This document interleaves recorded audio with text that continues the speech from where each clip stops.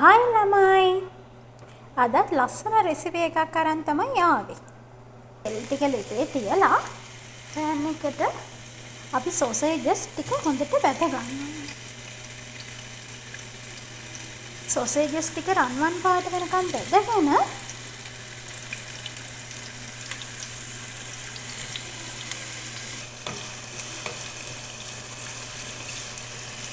Sausages ටික හොඳට තෙලේ රන්වන් පාට වෙනකන් බැදගමු.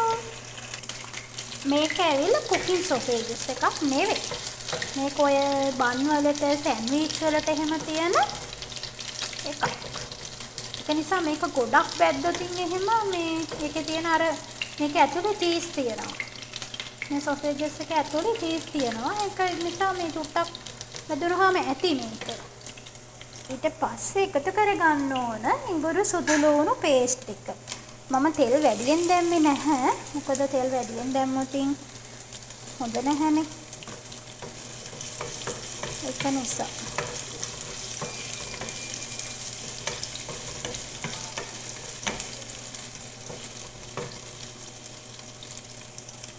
ලුණු ටිකත් අපි එකතු කරගමු.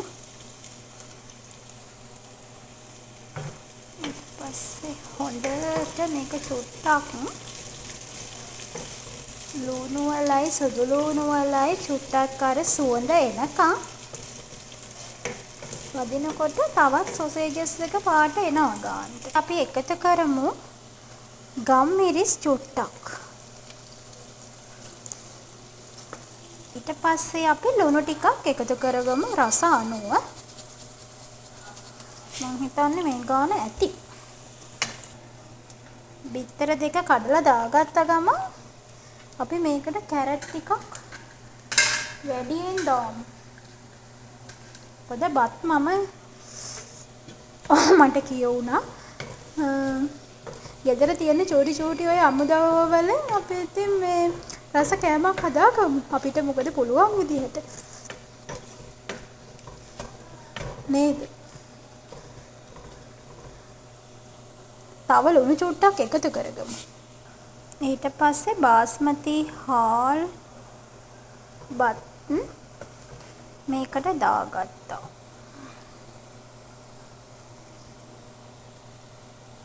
බාස්මති හාල් වලින් බත් ටිකකුත් මම මේකට සුදු බත් ටික දාගත්තා.